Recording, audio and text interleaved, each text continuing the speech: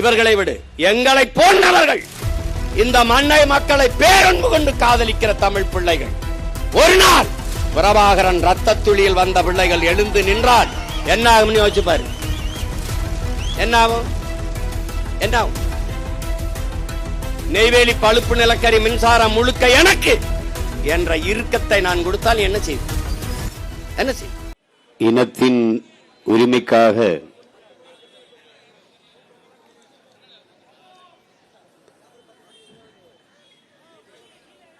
இயக்கங்களை எல்லாம் அழைத்து இணைத்து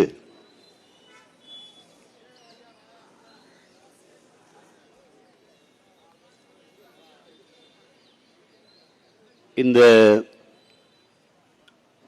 ஆர்ப்பாட்டத்தை நடத்தி கொண்டிருக்கிற பேரன்பிற்கும் வணக்கத்திற்கும் உரிய புதிய தமிழகம் கட்சியினுடைய நிறுவன தலைவர், என்னுடைய அன்பிற்கினிய அண்ணன் மருத்துவர் கிருஷ்ணசாமி அவர்களே,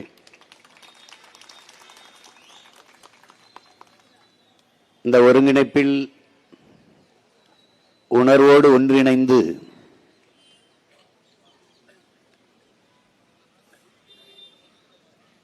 அரவணைத்து இந்த ஆர்ப்பாட்டத்தை இயக்கிக் கொண்டிருக்கிற என் உயிர் ரத்தம் தமிழக வாழ்வுரிமை கட்சியினுடைய நிறுவன தலைவர் வேல்முருகன் அவர்களே, என் உயிரினும் இனிய உடன் பிறந்தார் கொங்கு இளைஞர் பேரவையினுடைய நிறுவன தலைவர் தனியரசு அவர்களே, தென்னிந்திய ஃபார்வர்ட் பிளாக் கட்சியினுடைய தலைவர் என் அன்பு இளவல் திருமாரன்ஜி அவர்களே,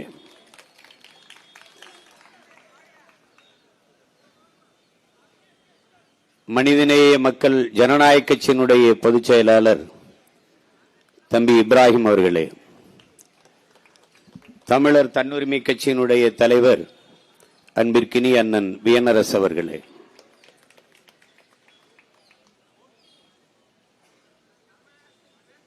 பெருமதிப்பிற்குரிய பெருந்தகை நம்முடைய ஐயா பாவுஜி அவர்களே, சிறுபான்மை மக்களினுடைய பேரமைப்பின் தலைவர் எங்களுடைய பாசத்திற்குரிய பேராயர் சாம் இயேசுதாஸ் அவர்களே,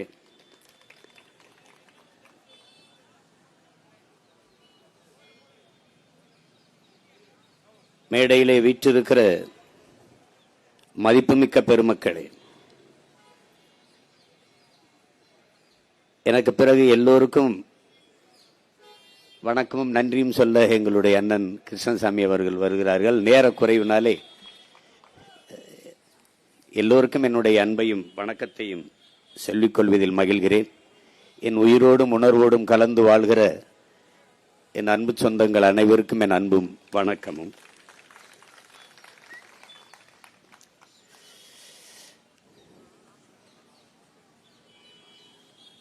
புனுரி நீர் குளவிக்கு இனித்த முளைவோல் சுரக்கும் காவிரி என்று புறநானூறு பாடுகிறது.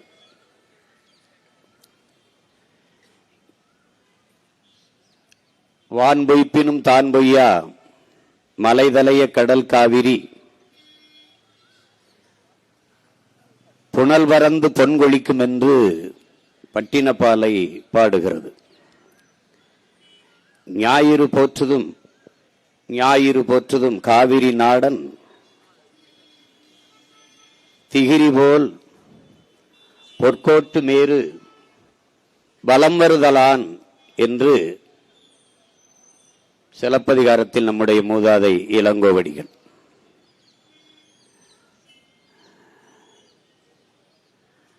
காவிரி நாடன் என்று அழைக்கப்படுகிற சோழன் தன்னுடைய நாட்டை எப்படி பாதுகாப்பானோ அப்படி சூரியன் தன் பொன்னிற சிகரங்களால் இமயமலையை சுற்றி வலப்பக்கமாக சுற்றி வந்து ஒளியை உலகிற்கு பீச்சி பாதுகாக்கிறான் என்று பாடுகிறார். மருங்கு வண்டு சிறந்து ஆர்ப்ப மணிப்பு ஆடை அதுபோர்த்து கருங்கையில் கண் விழித்து ஒழுகி நடந்தாய் வாழி காவேரி என்று அதே நமது மூதாதை இளங்கோடிகள் காவிரியை வரவேற்கிறார். காவிரி தென்பண்ணை வாளாறு தமிழ் கண்டதொரு வைகை பொருணை நதி என மேவிய பல ஆறு ஓட திருமேனி செழித்த தமிழ்நாடு என்று நம்முடைய பாட்டன் பெரும்பாவளன் பாரதி பாடுகிறார். இப்படி தமிழ் இலக்கியங்களில் எல்லாம் பாடப்பட்ட காவிரி என்பது நம்மை பொறுத்தவரை அது நதி அல்ல, அது ஆறல்ல, நம் தாய் என்பதை என் அன்பு தம்பி தங்கைகள் புரிந்து கொள்ள வேண்டும். அதில் வதிவது நீரல்ல, தமிழ் பேரினத்தின் குருதி ரத்தம் என்பதை அறிவு சமூகம் அறிந்து கொள்ள வேண்டும். நினைக்கலாம் இங்கே அமர்ந்திருப்பவர்கள் பேசி என்ன ஆகப் போகிறது என்று. இவர்களால் தான் இது ஆகவே போகிறது.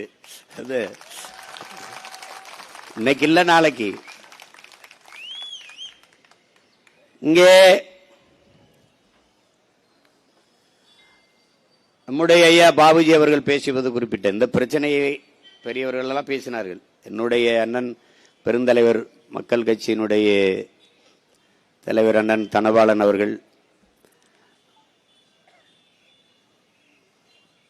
புரட்சி தமிழர் பேரவை பறையர் பேரவையினுடைய தலைவர் என் அண்ணன் ஏர்போர்ட் மூர்த்தி அவர்கள் எல்லாம் குறிப்பிட்டார். இந்த சிக்கல் இன்று நேற்றல்ல, 18ஆம் நூற்றாண்டிலிருந்து இது நடக்குது. 1800 இந்த பிரச்சனை இருக்குது. 1924 சென்னை மாகாணமும் மைசூர் அரசும் சேர்ந்து ஒரு ஒப்பந்தத்தை போடுகிறார்கள் 50 ஆண்டுகளுக்கு. சின்னதா சுருக்கமா என்ன நடந்தது நீங்க தெரிஞ்சுக்கணும், அதுக்கப்புறம் பிரச்சனையை பேசலாம். அதுல 75 விழுக்காடு நீரை ஒதுக்கி கொடுப்பது என்று முடிவெடுக்கிறார்கள். அப்ப 566 டிஎம்சி அதை கண்ணாடி தமிழகத்திற்கு கொடுக்கணும், தமிழகம் புதுச்சேரிக்கு. இந்த நீர் வளமையை வைத்துக் கொண்டுதான் நம்முடைய தாத்தன் பெருந்தலைவர் காமராஜர் காவிரி டெல்டா வடிகால் அபிவிருத்தி திட்டம் என்பதையும் புள்ளம்பாடி வாய்க்கால் திட்டத்தையும் இன்னும் பல நீர்ப்பாசன திட்டங்களையும் செயல்படுத்துகிறார். அந்த 24 போடப்பட்ட அந்த ஒப்பந்தத்தை புதுப்பிக்காமல் அன்றைய ஆட்சியாளராக இருந்த ஐயா கருணாநிதி அவர்கள் விட்டுவிட்டதால் 1974 அது காலாவதி ஆகிவிட்டது, வலிமை இழந்திருது. பிறகு அவர்கள் அணைகளை கட்ட தொடங்கும் போது பிரச்சனைகள் பெருசாகிறது. இப்ப 1986 இந்த காவிரி நதிநீர் உரிமைக்காக வழக்கு, ஒரு நடுவர் மன்றத்தை, ஒரு தீர்ப்பாயத்தை அமைக்க வேண்டும் என்று தமிழ்நாடு அரசு செல்லுகிறது. அப்ப 86 சென்றதற்கு அவர்கள் ஒரு தீர்ப்பாயத்தை தொடங்குகிறார்கள். ஆனால் தீர்வு எப்போது? 1991 தமிழ்நாட்டிற்கு புதுச்சேரிக்கு 205 டிஎம்சி தரணும் அப்படின்னு அவர் சொல்றார். தீர்ப்பாயம் சொல்லுது, நீதிமன்றம் சொல்லுது. கர்நாடக அரசு தந்ததா நமக்கு வந்ததா? இதுதான் கேள்வி. அதற்கு பிறகு 2007 16 ஆண்டுகளாக விசாரணை நடத்தி ஒரு முடிவுக்கு வரார். அதுல 740 டிஎம்சி இருக்குது. அதுல 419 டிஎம்சி நமக்கு ஒதுக்குறாங்க. அதுல பில்லிக்குண்டுல இருந்து நமக்கு 192 டிஎம்சி தரணுங்கிற முடிவுக்கு வர்றாங்க. அப்ப 2007 காலகட்டத்தில். பிறகு 2018 பிப்ரவரி உச்சநீதிமன்றம் ஒரு இறுதியா ஒரு தீர்ப்பை சொல்லுது. பெங்களூர்ல இருக்கிற குடிநீர் தட்டுப்பாட்டை காரணம் காட்டி அந்த 192 குறைச்சு 177.25 டிஎம்சி என்று வரையறைக்கு வருகிறார். இதுவரை இந்த 177.25 டிஎம்சி நமக்கு திறந்து விடப்பட்டதும் இல்லை, வந்ததும் இல்லை. 1, 2, 4 டிஎம்சி இப்படித்தான் அது கொடுப்பாரு. இங்கே போராடுகிற நாங்கள் பொழுதுபோக்கிற்காக, அரசியல் செல்வாக்கை உயர்த்திக் கொள்வதற்காக, மக்களின் வாக்குக்காக இதை செய்யல. என் மக்களின் வாழ்க்கைக்காக செய்கிறோம் என்பதை அறிவு சமூகம் புரிந்து கொள்ளும். ஏன்னா நாங்க போராடாத போராட்டம் இல்லை, நாங்க பெறாத வழக்கும் இல்லை, பார்க்காத சிறையும் இல்லை. ஆனா எங்களை கோயிலுக்கு நேர்ந்து விட்ட மாடு மாதிரி எங்களை ரோட்ல போட்டு வந்தே போனவங்களெல்லாம் நீங்க கோட்டைக்கு அனுப்பிட்டு மறுபடியும் எங்களை ரோட்ல தான் விட்டுருக்கீங்க. இப்ப நாங்க பேசுறது அங்க இருக்கிறவனுக்காவது புரியுமானான்னு கூட எங்களுக்கு தெரியல. ஏன்னா அதுதான் அது ஏதோ எங்களுக்கு சொல்வார்ல, வாங்கி வந்த வாரம் அப்படி இருக்கு, ஒன்றும் சரி கிடையாது. இதுல இங்க அவ்வப்போது அவர்கள் நமக்கு நதிநீரை திறந்து விடுவதெல்லாம் அவர்கள் உச்சநீதிமன்ற தீர்ப்பை எல்லாம் மதிப்பதாக இல்லை கர்நாடக அரசு. அதை தெரிஞ்சுக்கணும். கேரளாவும் மதிக்கிறது இல்லை. நமக்கு அவர்கள் திறந்து விடுவது அதிகமாக மழைப்பொழிவு நடந்து அங்கே அணையின் கொள்ளளவு உயர்ந்தால் அணை உடைந்து விடுமோ என்ற அச்சத்தில் திறந்து விடுவார்கள். அப்படி திறந்து விடுகிற நீர் உபரி நீர் தானே ஒழிய தமிழ்நாட்டுக்கு கிடைக்க வேண்டிய உரிய நீர், உரிமை நீர் இல்லை. அதை நீங்க நல்லா விளங்கணும். ஒவ்வொரு முறையும் உரிய நீரை, உரிமை நீரை தந்திருந்தால் நமக்கு எந்த பாதிப்பும் இல்லை. அவங்க சொன்னது மாதிரி இப்பனா நமக்கு முறையா குறுவை சாகுபடி நடந்திருக்கும், முறையா நமக்கு பருவத்துக்கு தண்ணி தரப்பட்டிருந்தால் நமக்கு பாதிப்பு ஏற்பட்டிருக்காது. ஆனால் அவர்கள் இப்ப நிகழ்ந்தது என்ன? இங்க என்ன பேசப்படுது? தமிழ்நாட்டின் முதலமைச்சர் மாண்புமிகு விஜய் அவர்கள் கர்நாடக முதல்வர் சிவகுமாரை சென்று 3ஆம் தேதி சந்திக்கிறதா இருக்குது. அப்ப அவர் ஒரே வார்த்தையில நீங்க வர வேண்டாம், இங்க பிரச்சனை கலவரம் என்றால் அதுக்கு நான் பொறுப்பேற்க முடியாதுன்றாரு. இவர் போகல, அவ்வளவுதான்.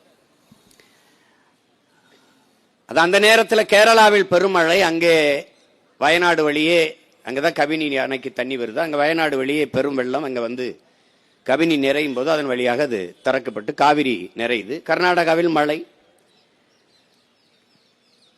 அங்க பெரும் மழையினாலே அணையின் கொள்ளளவு கூடும் போது அவனால் அணை அதுக்கு மேல சேமிக்க முடியாதுங்கிறதுனால திறந்து விடுறான்.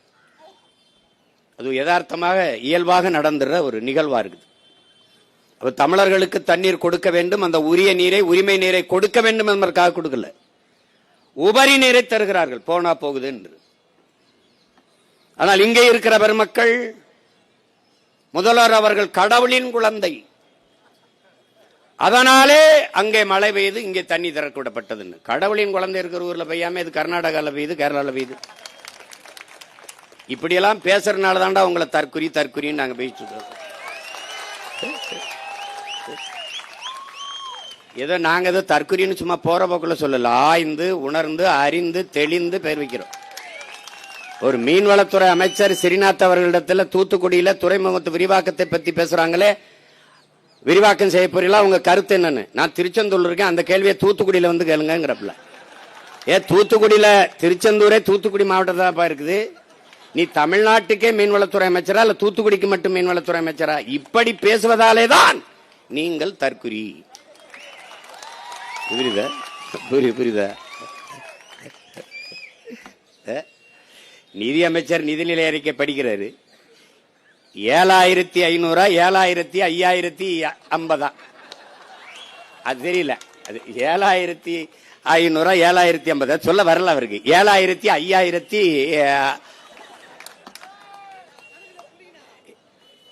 அப்புறம் அது 8900 அது வரல, 8000 ஐயோ என்னவோ.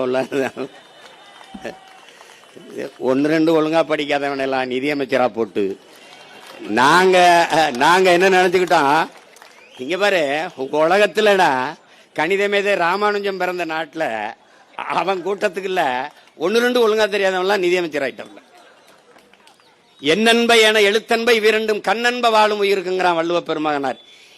ஏன் எழுத்து வருவதற்கு முன்பே என்னை கண்டுபிடித்தவன் என் இன மக்கள் என்பதை புரிஞ்சுக்கணும். முதல் நிலம் தாண்டி இரண்டாவது நிலத்தில், முல்லை நிலத்தில் ஆடு மாடுகளை வளர்க்க தொடங்குகிற போதே அதை எண்ணுவதற்கு 1-2 கண்டுபிடித்த இனத்தின் கூட்டம் நாங்கள். அதனால அதை என்னன்பை என எழுத்தன்பை இவ்விரண்டும் பாடுறாரு. அப்படி வந்த கூட்டத்துல ஒன்னும் தெரியல, உலகம் எங்களை பாக்குது. இனிமே எந்த பெருமையும் நீ பேச முடியாது. நான் யாரு தெரியுமா? நான் சேர சோழ பாண்டியன் பரம்பரை. நான் யாரு தெரியுமா? புலித்தேவன் வாரிசு. நான் தீரன் சின்னமலை பேரன். டே போடாங்கிட்டு போட கேவலப்படுத்திடுவான். கம்பன் இளங்கோ போப்பா அப்படின்றான். ஒரு பெருமையும் உனக்கு கிடையாது. இப்ப இந்த சூழலில் இங்கே பேசியவர்களெல்லாம் குறிப்பிட்டார்கள், நாங்கள் தேர்தலில் வெல்லாதிருக்கலாம், தேர்தலில் தான் வெற்றி பெறவில்லை, கொண்ட கொள்கையில் நிலைப்பாட்டில் உறுதியாக நிற்கக்கூடிய கூட்டம். இந்த மண்ணுக்கும் மக்களுக்கும் ஒன்றென்றால் உயிரை விட மேலானது என் மக்களின் உரிமை என்பதில் முன்னாடி நிற்கக்கூடிய பிள்ளைகள் நாங்கள். ஏனென்றால் அப்படிப்பட்ட பரம்பரையில் வந்த மக்கள் நாங்கள். அடிமை வாழ்வினும் உரிமை சாவு மேலானது, சரணடைந்து வாழ்வதை விட சண்டையிட்டு சாவது மேலானது, மண்டியிட்டு வாழ்வதை விட மானத்தோடு மாண்டு போவது மேலானது. உயிரை இழக்கலாம், உரிமையை இழக்கலாமா? உயிர் உன்னதமானதுதான், நான் அறிவேன். ஆனால் அந்த உயிரினும் மேலானது எமது உரிமை, எமது இனத்தின் விடுதலை என்ற முழக்கத்தை முன்வைத்தவன் எங்கள் உயிர் தலைவன் மேதகுவே பிரபாகரன் அவர்கள். உயிரை இழப்பது தனிப்பட்ட உனக்கான எனக்கான இழப்பு, ஆனால் உரிமையை இழப்பது ஒட்டுமொத்த தமிழ் தேசிய இனத்திற்கான இழப்பு என்பதை என்னிலும் இளைய என் தம்பி தங்கைகள் நினைவில் கொள்ள வேண்டும். அதை விட்டுவிடக்கூடாது என்பதற்காகத்தான் இந்த போராட்டம். ஒரு காலத்தில் இந்த சிக்கல் வரும்போது நம் முன்னவர்கள் வேடிக்கை பார்த்துக் கொண்டு நின்றார்கள் என்று வருங்கால தலைமுறை காரி துப்பக்கூடாது என்பதற்காகத்தான் இந்த போராட்டம். இல்லை, அதிகாரத்தில் இருந்தவர்கள் தான் அமைதியாக கடந்து போனார்கள். அதிகாரமற்ற நம்ம இன மக்கள் நம் உடன் பிறந்தார்கள், நமது முன்னவர்கள் போராடி அந்த உரிமைக்காக போராடி நின்றார்கள் என்ற வரலாற்று பதிவு வர வேண்டும் என்பதற்காகத்தான் இந்த ஆர்ப்பாட்டம். இங்கே என்னுடைய தம்பி தங்கிகள் தெரிஞ்சுக்கணும், காவிரி நதிநீர் சிக்கல் இவர்கள் இருக்கிற வரை இந்த ஆட்சியாளர்கள் தீர்க்கப்படாது. திராவிட கட்சிகள் தீர்க்கல.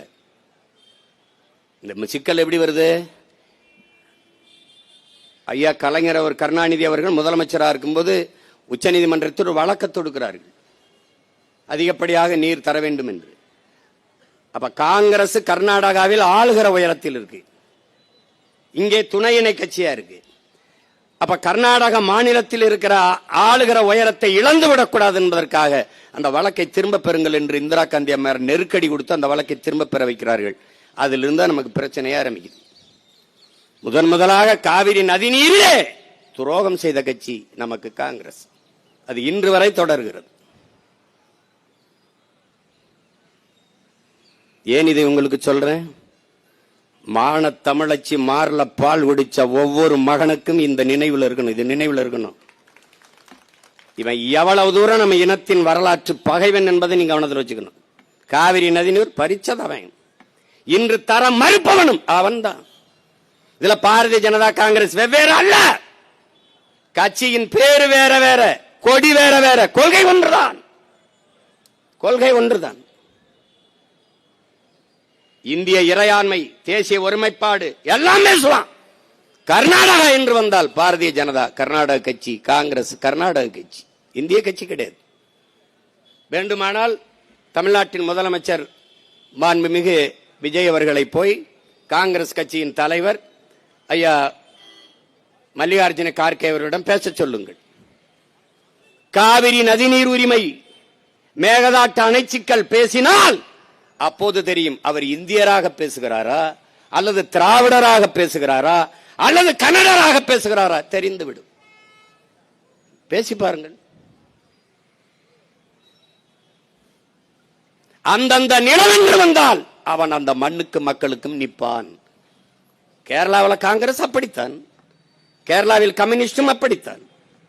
இப்போது கேரளாவை காங்கிரஸ் ஆளுகிறது, நாளை முல்லை பெரியார் என்று வந்தான் அவன் கேரள கட்சியாக மாறி விடுவான். அப்ப எங்க இந்தியா இருக்குது, எங்க இறையாண்மை இருக்குது, எங்க தேச ஒருமைப்பாடு இருக்குது? இல்லை.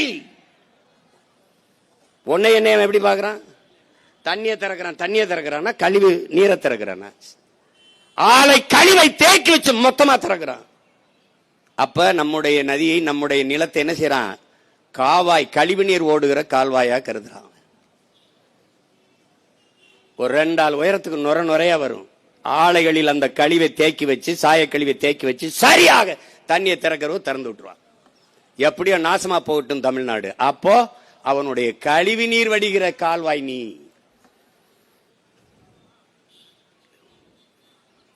உன்னுடைய மலையை வெட்டி எடுத்துட்டு போறான். கேரளாவில் மலை இருக்கா இல்லையா? இருக்கு. பயன்பாடு யாருக்கு? கேரளாவிற்கு. அந்த மண்ணின் மக்களுக்கு சாலை போடுதல், கட்டடம் கட்டுதல், துறைமுகம் கட்டுதல், எல்லாவற்றுக்கும் பயன்பாடு அவனுக்கு.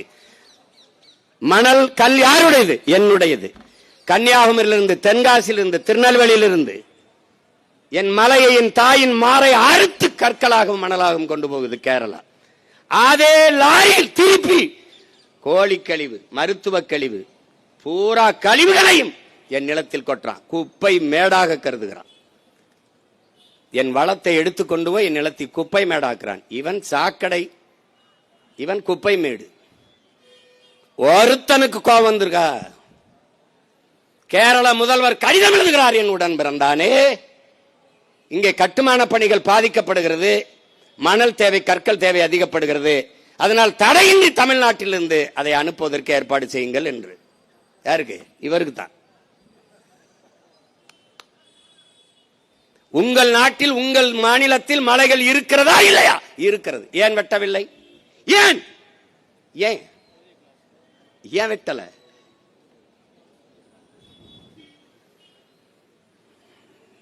இந்த கேள்வி எழாத வரை இந்த இனம் எழாது வாழாது. அதை நீ கவனத்தில் வச்சுக்கிட்டு சிந்திக்கணும். நீ இன்னைக்கு மேகதாற்றில் அணையை கட்டியே தீரன் என்று சொல்கிற சிவகுமார் யாரு? காங்கிரஸ் கட்சி. அப்ப துணை முதல்வர், இப்ப முதல்வர். இதே சீதாராமையாவும் இதே சிவகுமாரும் வெல்வதற்காக, இந்த காங்கிரஸ் கட்சி வெல்வதற்காக அன்றைக்கு தமிழ்நாட்டின் முதலமைச்சராக இருந்த ஸ்டாலின் அவர்களும் அண்ணன் திருமாவளவன் அவர்களும் கர்நாடகாவில் சென்று வாக்கு சேகரித்தார்களா இல்லையா? சொல்லு, ஆமாவா இல்லையா? சொல்லு. சேகரித்தார்கள். நீங்கள் திராவிட முன்னேற்ற கழக கட்சியின் தலைவராக இருந்தால் சிக்கல் இல்லை. தமிழ்நாட்டின் முதல்வராக இருந்து நீங்க எப்படி போய் அவர்கள் வெற்றிக்கு வாக்கு சேகரித்தீர்கள்? ஒரு சொட்டு தண்ணி தர முடியாது என்கிறார்களே, அதற்காகவா? மேகதாதில் அணை கட்டியதுறோம் என்று 9,000 கோடி பிஜேபி ஆட்சியிலும் ஒதுக்கினான், இவன் ஆட்சியிலே ஒதுக்குறான். அப்ப ரெண்டுக்கு என்ன வேறுபாடு இருக்கு? காங்கிரஸ் வந்தாலும் தமிழர்களுக்கு தண்ணி இல்லை, பாரதிய ஜனதா வந்தாலும் தமிழர்களுக்கு தண்ணி இல்லை. கச்சத்தீவா கொடுத்ததுதான், திருப்பி எடுக்க என்ற பேச்சுக்கு இடமில்லை. யார்? காங்கிரஸ். பிஜேபி கொடுத்ததுதான், திருப்பி எடுக்க வேண்டும் என்ற பேச்சுக்கு இடமில்லை. பிஜேபி கொள்கை ஒண்ணுதான், கட்சி பேரு வேற, கொடி வேற. இது நல்லா விளங்கணும். நீ இது புதுசா ஒண்ணு இல்ல. நீட்டை கொண்டு வந்த யாரு? காங்கிரஸ். சிஎஸ்டி கொண்டு வந்தவன் யாரு? காங்கிரஸ். என்ஐஏ என்ஆர்சியை கொண்டு வந்தது யாரு? காங்கிரஸ். இது எல்லா நச்சு திட்டத்தையும் கொண்டு வந்தது யார்? காங்கிரஸ். இப்ப பெத்து பேர் வச்சா அவர் ஊட்டமா போன் விட்டா ஹார்லிக்ஸ் கொடுத்து வளர்க்கிறப்பல, இவ்வளவுதான். என்ன மாறுபாடு கண்டுட்ட? இதே நீட்டு தேர்வை எதிர்த்து ஐயா ராகுல் காந்தி போராடுறார். கொண்டு வந்த ஆள் யார்? அவர் தான். கூட இருந்த ஆள் யார்? இவர்கள் தான். இந்த நீட்டுக்கு கையெழுத்து போட்ட பெருந்தகை காந்தி செல்வன் நம்ம ஐயா தான். இந்த நாடகத்தில் இருந்து என்னைக்கு நீ இந்த நாடக கொட்டகையில் இருந்து வெளியேறுகிறாயோ அன்னைக்கு தான் இந்த நாடு மக்களும் முன்னேற முடியும்.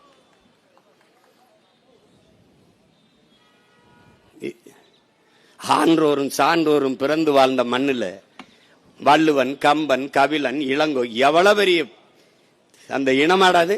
அந்த இனத்திலே பிறந்திருக்க நீ? கேவலம்.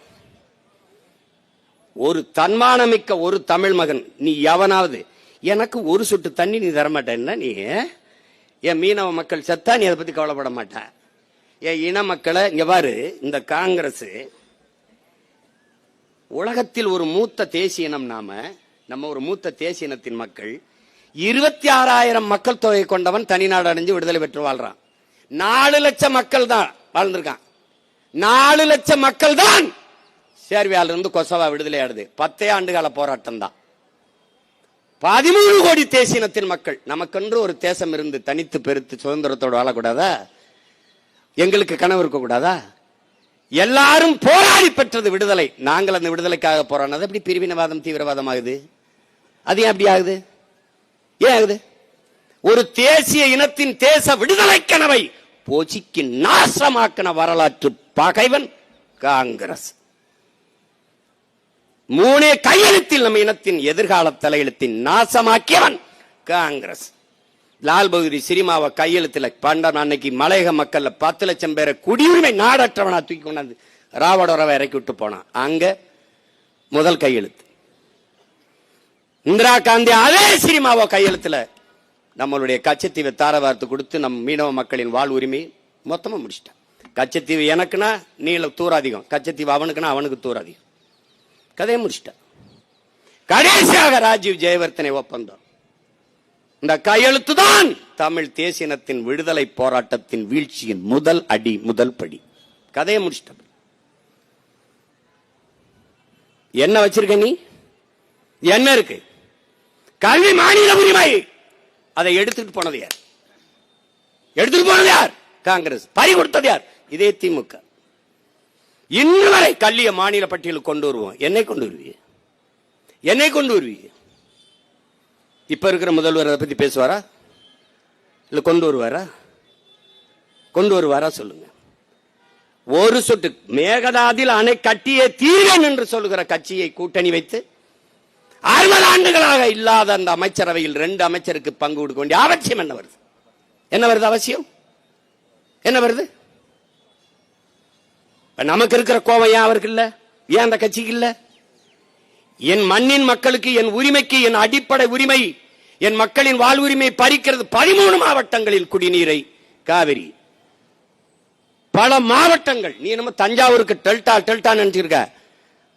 காவிரி தமிழ் தேசிய தமிழ்நாட்டினுடைய உயிர் நீர், உரிமை நீர். அதை பறிக்கிறான். இப்ப நீ எடுக்க வேண்டிய ஒரே முடிவு என்ன? ஒரு சொட்டு தண்ணீர் தமிழ்நாட்டுக்கு இல்ல. அப்ப உன்னோட கூட்டும் இல்ல, என்னோட ஓட்டு உனக்கு இல்லடா. இந்த முடிவை மான தமிழ் மக்கள் எடுத்தால் அவன் வருவான். தமிழ்நாட்டிற்குள் தமிழனுடைய உரிமைக்கு, உணர்வுக்கு, உயிருக்கு எதிராக எவன் என்றாலும் ஒரு ஓட்டு வாங்க முடியாதுங்கிற நிலையை, நெருக்கடியை நாம் உருவாக்கினால் நமக்கு முன்னாடி அவன் பேசுவான். இப்ப பேசாது. இப்ப பாரதிய ஜனதா இந்திய ஒன்றியத்தை ஆண்டு கொண்டிருக்குல்ல, அதுக்கு தெரியாம அது இசை தராம மேகதாட்டுல அணை கட்ட முடியுமா? கட்ட முடியுமா? எப்படி அனுமதிக்கிற நீ? எப்படி அனுமதிக்கிற? இப்ப மேகதாட்டுல அணையை கட்டுனா, கட்டக்கூடாதுன்னு பாரதிய ஜனதா அனுமதி தரலைன்னா அடுத்த முறை பாராளுமன்றத்தில் காங்கிரஸ் வென்றும் பாரதிய ஜனதா தோற்றும். அந்த அற்ப தேர்தல் வெற்றிக்காக ஒரு தேசியனத்தின் உரிமையை பறிகொடுக்க அவர்கள் தயாராக இருக்கிறார். அப்ப நாம் என்ன செய்யணும்? என் உரிமையை பறிக்கிற உனக்கு என் நிலத்தில் ஒரு ஓட்டு கிடையாதரா என்ற முடிவை மான தமிழ் மக்கள் நாம் எடுக்கணும். இல்ல உன்னை எவனாலும் காப்பாற்ற முடியாது. உனக்கு இருக்கிற ஒரே கருவி, வலிமை மிக்க ஆயுதம், வாக்குதான்.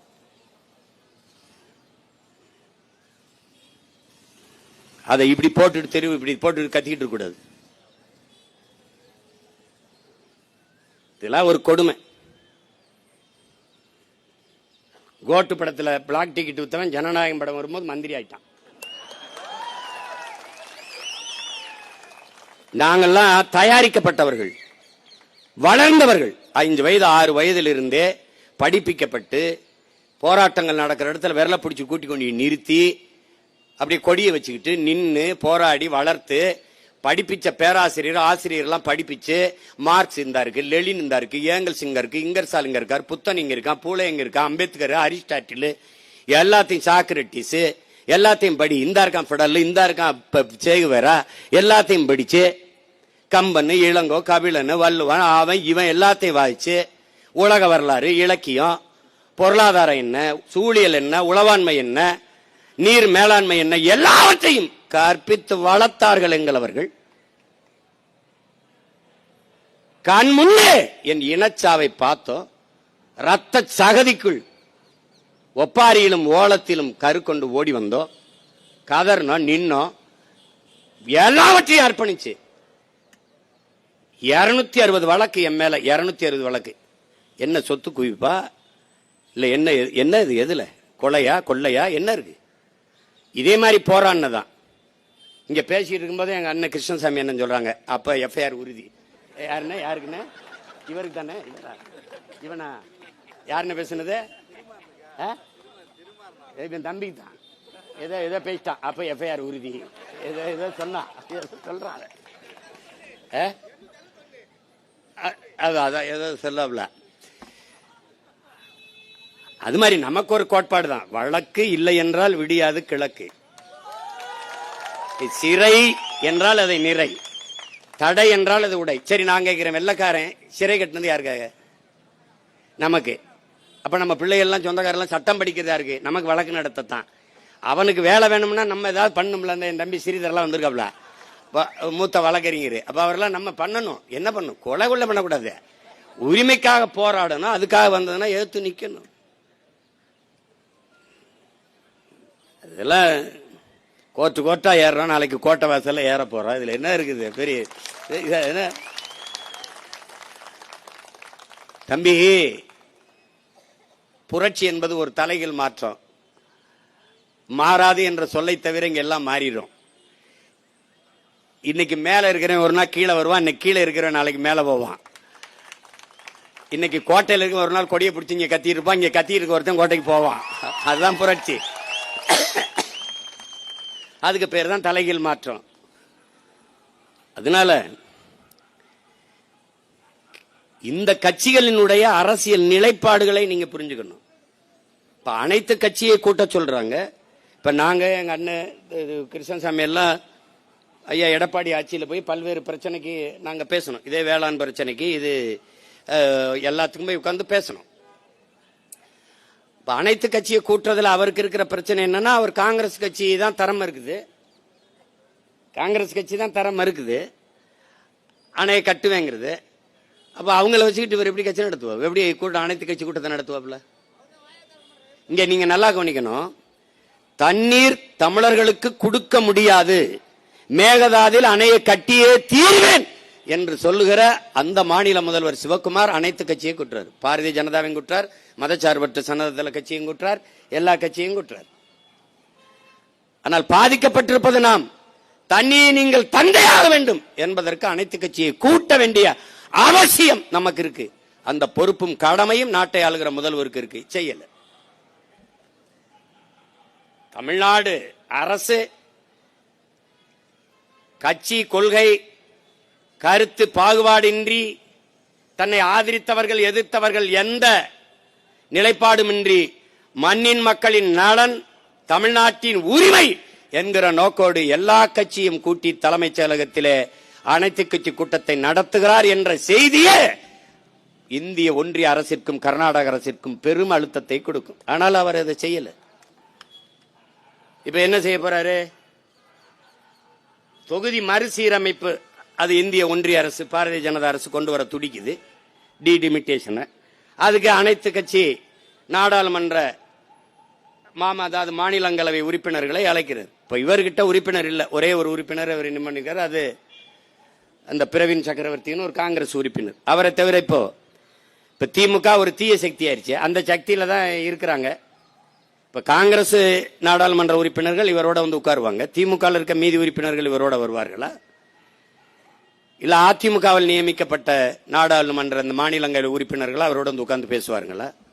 இப்ப இங்க பேசிய பெருந்தமிழர் ஐயா பழக்கருப்பை அவர்களோட குறிப்பிட்டாங்க. அதாவது இந்த தொகுதி மறுசீரமைப்புல நமக்கு இருக்கிற பிரச்சனை என்னன்னா, மக்கள் தொகை அடிப்படையில் அவங்க இந்த தொகுதியை பிரித்தார்கள் என்றால் மக்கள் தொகை எண்ணிக்கையில். இதுல இந்த குடும்ப கட்டுப்பாடு 20 திட்டத்தில் வந்த அந்த ஃபேமிலி பிளானிங்க 100 விழுக்காடு செயல்படுத்திய ஒரே மாநிலம் இந்தியாவில் தமிழ்நாடு தான். அது உங்களுக்கு தெரியும். அதனால நம்முடைய பிறப்பு விகிதம் கட்டுப்படுத்தப்பட்டுருச்சு. அப்ப நாம் இருவர் நமக்கு இருவர்னு சொன்னா, கொஞ்ச நாள் கழிச்சு நாம் இருவர் நமக்கு ஒருவர்னா, கொஞ்ச நாள் கழிச்சு நாம் இருவர் நமக்கு அதுக்கு இன்னொருவர்னு சொல்லி முடிச்சுட்டான். இப்ப பிறப்பு விகிதம் சுத்தமா முடிஞ்சிருச்சு.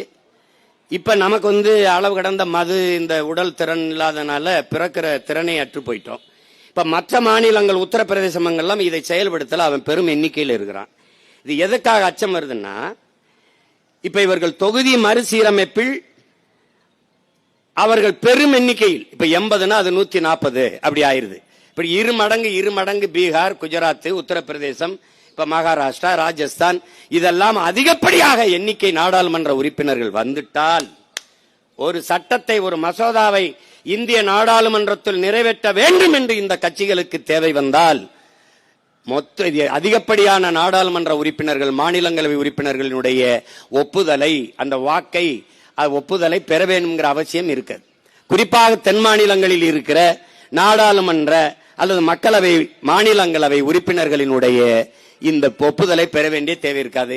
அவனுக்கு இந்தி பேசுற மாநிலங்களில் இருக்கிற நாடாளுமன்ற உறுப்பினர்களின் ஒப்புதலே போதுமானதாக இருக்கும். அதனால் எந்த சட்டத்தையும் எதிர்ப்பின்றி நிறைவேற்றிக் கொண்டே போவார்கள்.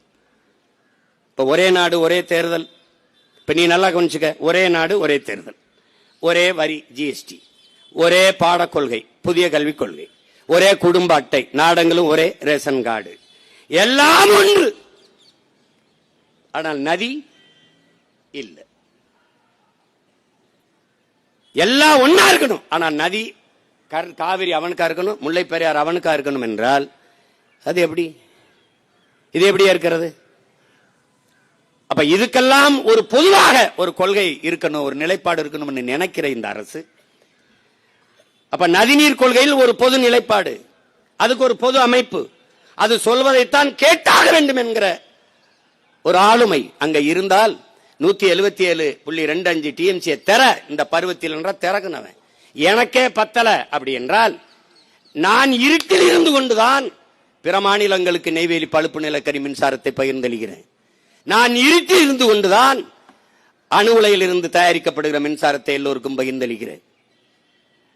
எனக்கு எரிகாற்று இல்லாத போதுதான் நான் என்னுடைய காவிரி படுகையில் எடுக்கப்படுகிற மீத்தேன் பயோகேஸை எல்லாருக்கும் பகிர்ந்தளிக்கிறேன். அப்போ உங்கள் வளம் உங்களுக்கே என்றால், உன் நீர்வளம் உனக்கே என்றால், என் நிலத்தின் வளம் எனக்கே என்று நான் நின்றால் இறையாண்மையும் ஒருமைப்பாடும் எங்கே இருக்கும் என்பதை இந்த ஆட்சியாளர்கள் சிந்திக்கணும். இவர்களை விடு எங்களை போன்றவர்கள், இந்த மண்ணை மக்களை பேரன்பு கொண்டு காதலிக்கிற தமிழ் பிள்ளைகள், ஒரு நாள் பிரபாகரன் ரத்த துளியில் வந்த பிள்ளைகள் எழுந்து நின்றால் என்ன ஆகும் யோசிச்சு பாரு. என்னாகும்? நெய்வேலி பழுப்பு நிலக்கரி மின்சாரம் முழுக்க எனக்கு என்ற இறுக்கத்தை நான் கொடுத்தால் என்ன செய்வேன்? என்ன செய்வேன்? நீ என்கிட்ட பேச வர முதல்ல பேச வேண்டியது அவன்கிட்ட. காவிரியில உரிய பருவத்துக்கு உரிய நீரை அவனை தர சொல்லு, அப்புறம் இதை பத்தி பேசு என்று பேசுவதற்கு ஒரு ஆண் மகன், ஒன்று துணிவு மிக்க ஒரு தலைவன் இந்த நிலத்தில் இல்லாதனால இந்த பிரச்சனை. இங்க வேளாண் நிதிநிலை அறிக்கையில் இதெல்லாம் எதையுமே பேசப்படல. அரை மணி நேரம் 3/4 மணி நேரம் முதல்வரை புகழ்ந்து பேசிக்கொண்டே இருக்கிறார். எழுந்து அதெல்லாம் வேணாம், நீங்க நிதிநிலை அறிக்கை படிங்கள் என்று அவர் சொல்லல, உட்கார்ந்தே இருக்கிறார். அவராட்டு பேசிட்டே இருக்க. நீங்கள் உண்மை எனும் விதையை விதைத்து சமத்துவ பயிரை விளைத்து அதை அறுவடை செய்த கோட் சூட் போட்ட விவசாயி, அன்னைக்கு அவர் கோட் சூட்டும் போல அப்படியே இருக்க.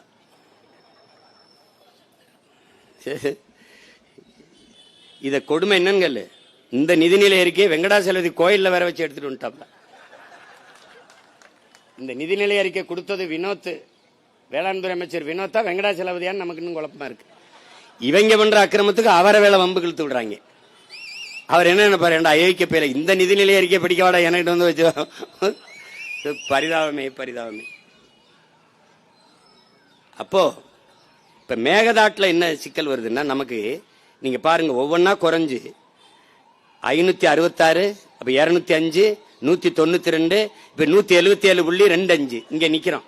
ஆனா 177.25 நமக்கு திறக்கப்பட்டதே இல்லை, ஒருபோதும் திறக்கப்படல. 4 டிஎம்சி அதிகபட்சமா போன 6 டிஎம்சி.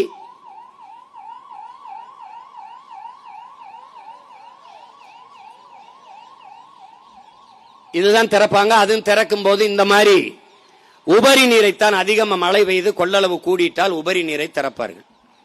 நமக்கு உரிய நீரை தந்ததில்லை, உரிமை நீரை தந்ததில்லை. இதுதான் நமக்கு சிக்கல். இப்ப நாம இந்த வைக்கிற கோரிக்கை, எங்களுக்கு வேண்டியது உபரி நீர் அல்ல, எங்களுக்கான உரிமை நீர், உரிய நீரை கொடு. இதுதான், அதை பெற்றுக்கொடு. இந்திய ஒன்றிய அரசு அதை பெற்றுக்கொடு, அதை தர சொல். தமிழ்நாட்டை ஆளுகிற தாவேக அரசே இதை பெற்றுக்கொடு, போராடி பெற்றுக்கொடு. இல்லை என்றால் போராடுகிற எங்களுக்கு துணை நில், இல்லை நீங்க போராடுங்க, நாங்க உங்களுக்கு துணை நிற்கிறோம். 2ல 1 தான் நடக்கணும்.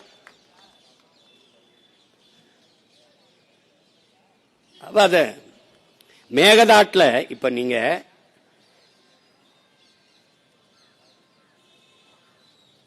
ராமநகராங்கிற மாவட்டத்தில் கனகபுராங்கிற தாலுகால ஒண்டிக்கொண்டலு அப்படிங்கிற இடத்துல இதை கட்டுற இந்த மேகதாட்டு அணையை கட்டுறதுன்னு முடிவெடுக்கிறாங்க. இப்ப இது நம்ம கர்நாடக தமிழ்நாட்டுக்குள்ள எல்லையில நமக்கு ரொம்ப கிட்ட இருக்குல்ல, இந்த பில்லிக்கொண்டு அந்த இருக்குல்ல, அந்த பில்லிக்கொண்டு அந்த அந்த அணையில இருந்து தான் நமக்கு தண்ணி இவங்க திறந்து விடுறாங்க. அதுல இருந்து சரியா 15 கிலோமீட்டர் மேல இந்த மேகதாட்டு அணையை கட்ட போறாங்க. இங்க பெங்களூர்ல இருந்து 90 கிலோமீட்டர் இருக்கு. தமிழ்நாட்டில இருந்து சரியா 4 கிலோமீட்டர் தூரத்துல தான் அந்த மேகதாட்டு அணையை கட்ட போறாங்க. ஏற்கனவே ஏகப்பட்ட சிக்கல்கள் இருக்கு. காவிரியில கர்நாடகாவில் இருக்கிற அந்த அணையிலிருந்தே நமக்கு நீரை தரல. இப்ப இருக்கிற இந்த மேகதாட்டு அணை நிரம்பி நமக்கு தண்ணி வரணும்னா அதுல 67.16 டிஎம்சியை தேக்கிறதுன்னு அந்த முடிவெடுத்து தான் இந்த அணையை அவங்க கட்டுறாங்க. இப்ப நமக்கு அதை கட்டிட்டா சுத்தமாக நமக்கு தண்ணி வருவது நின்றும். எங்களுக்கே இல்லை, எங்க அணையே நிறையல, நாங்க என்ன செய்யறதுன்னு கர்நாடகா கையை விரிக்க ஆரம்பிக்கும். அப்படி வரும்போது நமக்கு சுத்தமாக நம்முடைய காவிரி டெல்டா படுகை மட்டுமல்ல, மொத்த தமிழ்நாடும் அதை நம்பி இருக்கிற இந்த காவிரி கூட்டுக்குடிநீர் திட்டத்தை நம்பி இருக்கிற நாம் தாகத்துக்கு தவிச்சு போய் நிற்போம். ரொம்ப கஷ்டமாயிரும். அப்ப என்ன பண்ணுவோம்? நிலத்தடி நீரை தேடுவோம். அப்ப 1000 அடிக்கு கீழே நம்ம ஆழ்குழாயை போட்டு உறிஞ்ச தொடங்கும் போது கடல் நீர் மட்டத்திற்கு குழாய் போகிற போது கடல் நீர் உள்ளே வந்து நிலம் எங்கும் உப்பு நீராக மாறும். அந்த உப்பு நீர் வெளியேறுகிற போது நிலம் உப்பளமாக மாறும். ஒன்றத்திற்கும் பயன்படாது. பொன்னு விளைந்த நஞ்ச நிலமெல்லாம் உப்பளங்களாக மாறி நம் நாடு, நம் நிலம் நாசமாகி நாம் வாழ்வாதாரத்தையும் வாழ்விடத்தையும் இழக்க நேரிடுங்கிற பெரும் அச்சம் இருப்பதால் தான் நாம் இதை துடிக்கிறோம். இதற்கு என்னென்ன வழி? ஒருவேளை தரல, இப்ப நமக்கிட்ட அதிகாரம் வந்துருச்சு. ஒரு ஆண்டுக்கு 950 மில்லிமீட்டர் நமக்கு மழை பெய்யுது. அதிக மழைப்பொழிவை பெறுகிற மாநிலங்கள்ல அது 4000 டிஎம்சி நமக்கு வருது. 1500 நம்ம பயன்படுத்துறோம். மீதி 500 சும்மா தேவையில்லாம அங்கங்க என்ன சொல்றது வீணடிச்சிடறோம். மீதி 2000 டிஎம்சி தண்ணீரை கடல்ல கலக்க விட்டுரும். இந்த 2000 டிஎம்சி தண்ணீரில் ஒரு 500,000 டிஎம்சியை சேமிக்க, ஒரு 500 டிஎம்சியை சேமிக்க நாம வேலை திட்டத்தை தொடங்கணும். அது போர்க்கால நடவடிக்கை தொடங்கணும். இப்போ உதாரணமா எப்படின்னு செய்வேன் அப்படின்னா, இதே தருமபுரியில ராசி மணல்ல அந்த அணையை கட்டுவதற்கு, நீர்மின் நிலையம் அமைத்துக் கொள்வதற்கும் அணையை கட்டுவதற்கும் அருமையான வாய்ப்புள்ள. இப்ப பாருங்க, அணை எங்க கட்டணும்னு சொல்றான் நீர்த்தேக்கத்தை, அது புறநானூறு எப்படி பாடுதுன்னா, 2 மலைகளுக்கு இடையிலே இருக்கிற அந்த தாழ்விடத்துல ஒரு பிறை வடிவம் போல கட்டணும். எப்போ? புறநானூறு பாடுது. அப்படிதான் நம்ம கட்டியிருக்கணும். அப்படிதான் ஆலியார்ல கட்டப்பட்டிருக்கு, அப்படித்தான் அமராவதி, இப்படி பல அணைகளை நம்முடைய தாத்தன் காமராஜர் அப்படித்தான் கட்டி கொண்டு வந்தான். இப்ப அந்த மாதிரி அங்க ராசி மணல்ல கட்ட முடியும். வேளாண் பெருங்குடி மக்கள் நிறைய அதை மனு கொடுத்து இது பண்றாங்க. பிறகு அதே தருமபுரியில நெருப்பூர்ல அணையை கட்டலாம். அங்கே நீர்மின் நிலையமும் அமைத்துக் கொள்ளலாம்.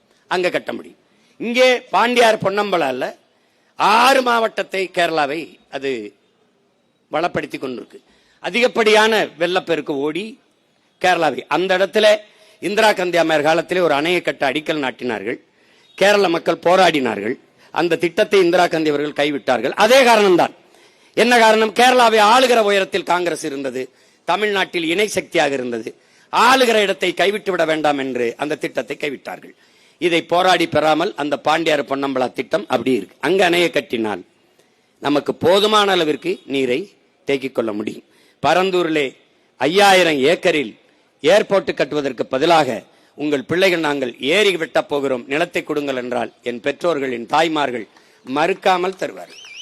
2000 ஏக்கரில் சிப்காடு தொழிற்சாலைக்கு நிலம் கேட்கிற இவர்கள், இல்லையே ஆத்தா 2000 ஏக்கரில் உன் மகன் ஏரியை வெட்டுகிறேன் என்று கேட்டால் என் மக்கள் கொடுப்பார்கள். இதெல்லாம் வந்தால் நமக்கு நீரின் தேவையில் தன்னிறைவு அடைய முடியும். அதற்கான திட்டம், அதற்கான நோக்கம், அதற்கான கனவு, ஒரு தொலைநோக்கு இந்த ஆட்சியாளர்களிடத்தில் இல்லை. காவிரி நதிநீர் சிக்கல் இருக்கிற வரைதான் இங்கே அரசியல் செய்ய முடியும். கச்சத்தீவு மீட்கப்படாத வரைதான் அங்கே அரசியல் செய்ய முடியும். இந்த பிரச்சனைகள் இருந்து கொண்டே இருக்கிற வரைதான் தமிழர் நிலத்திலே அரசியல் செய்ய முடியும். அவனுக்கு அந்த பிரச்சனை இருக்கு வரைதான் அங்கே கர்நாடகாவில் அரசியல் செய்ய முடியும். இதனால் நம் உயிர் உரிமையில் இழிவான அரசியலை செய்து பதவிக்காக இதை செய்து நம்மளை பாதிக்க வைக்கிறார்கள் என்பதை பைந்தமிழ் செல்வங்கள், என் அன்பு பிள்ளைகள் அறிந்து கொள்ள வேண்டும். இந்த நிலையில் நாம் விழித்துக் கொள்ளவில்லை என்றால் இருக்கிற நிறைய உரிமைகளை இழந்திருக்கும். நம்ம முன்னோர்கள் செய்த வரலாற்று பிழை. குடகு அங்க என்னது, காவிரி உற்பத்தியாகி வருகிற அந்த ஓடி வருகிற குடகுல வாழுகிற மக்கள் 90 விழுக்காடு தமிழர்கள். மாநிலங்கள் எல்லை பிரிக்கிற போது குடகில் வாழ்ந்த மக்கள் தமிழ்நாட்டோடு இருக்கிறோம் என்று போராடினார்கள் 2 மாதத்திற்கு மேலாக. தமிழ்நாட்டோடு தான் நாங்கள் இருப்போம் என்று போராடினார்கள். அந்த நேரத்தில் ஆம் தமிழ்நாட்டோடு இணைத்து விடுங்கள் என்றால் இணைத்திருப்பார்கள். அந்த நேரத்தில் இல்ல இல்ல நீங்க அங்கே போங்க என்று சொன்ன நம்ம முன்னோர்களின் வரலாற்று தவறு இன்று அவன் வாரிசுகள் இப்படி நிற்கிறோம். அதே மாதிரி இடுக்கி மாவட்ட தேவையோடு பீர்மேடு தேவிகளம் உள்ளிட்ட அந்த இடுக்கி மாவட்டத்தை கேரளாவுக்கு தாரை வாத்து கொடுக்காமல் இருந்திருந்தால் முல்லை பேரியாற்றணை தமிழ்நாட்டு இருந்திருக்கும், காவிரி நம்மகிட்ட இருந்திருக்கும். இன்னைக்கு ஒரு வயல்கிட்ட இல்லாம உலகத்தில் வளம் கொளிக்கிற செல்வ செழிப்பான நாடாக தமிழர் நாடு இருந்திருக்கும். நம்ம முன்னோர்கள் செய்த வரலாற்று பிழை. இப்ப அதையே பேசிக் கொண்டிருக்க முடியாது. இருப்பதையாவது காத்து இன்னொரு தலைமுறைக்கு பாதுகாப்பாக கொடுத்து விட்டு போக வேண்டும் என்பதற்காகத்தான் இங்கே எல்லோரும் கூடியிருக்கோம். என்னுடைய ரத்தம் சொன்னது போல நான் பெரியவன் நீ பெரியவன் அல்ல. தலைவர் சொன்னதுதான் நம் உயிர் தலைவன் மேதகு பிறையவன். நீ பெரியவன் நான் என் பெரியவன் என்பது கைவிடு. நம் எல்லோரினும் பெரிது நம் நாடும் நம் மக்களும் நம் இனமும் அதன் எதிர்கால பாதுகாப்பான நல்வாழ்வும். அதுதான் முக்கியம். இங்க யாரு முன்னால் நிக்கிறதுங்கிறது இல்ல, எல்லாரும் ஒன்னா நிப்போம். எல்லாரும் ஒன்னா நிப்போம். நம் மக்களுக்காக நம் மக்களுக்கு முன்னால் நிப்போம். அதுதான் முக்கியம். இங்க நமக்கு நம்முடைய வெற்றி கட்சியின் வெற்றிகளாக இருக்கக்கூடாது, தமிழ் பேரினத்தின் வெற்றியாக இருக்கணும். இங்க பேசிய நம்ம அண்ணன்லாம் சொன்னாங்க. இப்போ நீங்க ஒவ்வொரு உரிமையாக இன்னைக்கு மேகமலை, இன்னைக்கு தாமிரபரணி ஆறுல போய் நம்மள 19 பேர் அடிச்சுக்கொண்டா கூட கேட்டேன். மாஞ்சோலைக்கு அவங்களுக்குலாம் அரசு வேலை கொடுத்திடலான்னு 840 பேரை 850 பேரை இன்னொரு நாட்டு ராணுவம் சுட்டு கொண்டிருக்கா. அவனுக்கு அரசு வேலை கொடுத்துருக்கா? சொல்லு, கொடுத்துருக்கா? அம்மையார் ஜெயலலிதா போய் மகாமங்கலத்தில் ஒழிக்கும் போது 48 பேர் சத்தா. அவனுக்கு அரசு வேலை கொடுத்தீங்களா? இங்கே இந்திய ராணுவம் விண்வெளியில சாகசம் நடந்துச்சு கடற்கரையில், 15 பேர் நசுங்கி செத்தான். அவனுக்கு அரசு வேலை கொடுத்தியா? நாட்டின் பாதுகாப்புக்கு போய் ராணுவத்தில் செத்து விழுறான்ல, அவன் குடும்பத்துக்கு அரசு வேலை கொடுக்கல. நீ வாச்சாத்தியில இதே ஐயா செங்கோட்டையன் அமைச்சரா இருக்கும்போது எத்தனை குடும்பங்களை, பழங்குடி மக்களை வன்புணர்வு செய்து கொலை செய்து தூக்கி போட்டீங்க. அவங்களுக்கு ஏதாவது நீங்க அரசு வேலை கொடுத்தீங்களா? உங்களை பார்க்க செத்த அரசு வேலைன்னா நீங்க முதலமைச்சராகலைன்னா யார் கொடுப்பா அரசு வேலை? இப்ப நீங்க பாதிக்கப்பட்ட ஏழை விதவை பெண்களுக்கு ஆடு கொடுக்கிறோம், மாடு கொடுக்கிறோம், செம்மறி ஆடு கொடுக்கிறோம். அது மாதிரி அந்த குடும்பங்களுக்கு 10 ஆடு கூட கொடுங்க, 2 மாடு கூட கொடுங்க. நாங்க வேணான்னு சொன்னா கேளுங்க. இதனால மாஞ்சோலை தோட்ட தொழிலாளர்கள் சிக்கலும் சரி, இன்னைக்கு மலையிலிருந்து குடி வெளியேற்றாத 5000 மக்களுக்குமான சிக்கலும் சரி தீர்க்கப்படும். நீங்க நம்பிக்கையோடு இருங்க. தமிழர்கள் எல்லாம் ஒன்றிணைந்து ஒன்றாக நின்றால் நம் வாழ்வு பொன்னாகும், இல்லையேல் மண்ணாகும். இன்றைக்கு தொடங்கி இருக்கிற இந்த புரட்சிகர அரசியல் பயணம் புதிய ஒரு தமிழகத்தை உருவாக்கும் என்ற நம்பிக்கையோடு ஒரு புரட்சிகர அரசியலை முன்னிறுத்தி எல்லோரும் போராடி நம் உரிமையை மீட்போம், காப்போம். உங்கள் அனைவருக்கும் எனது புரட்சிகரமான வாழ்த்துக்களும் வணக்கமும். நன்றி. நாம் தமிழர்.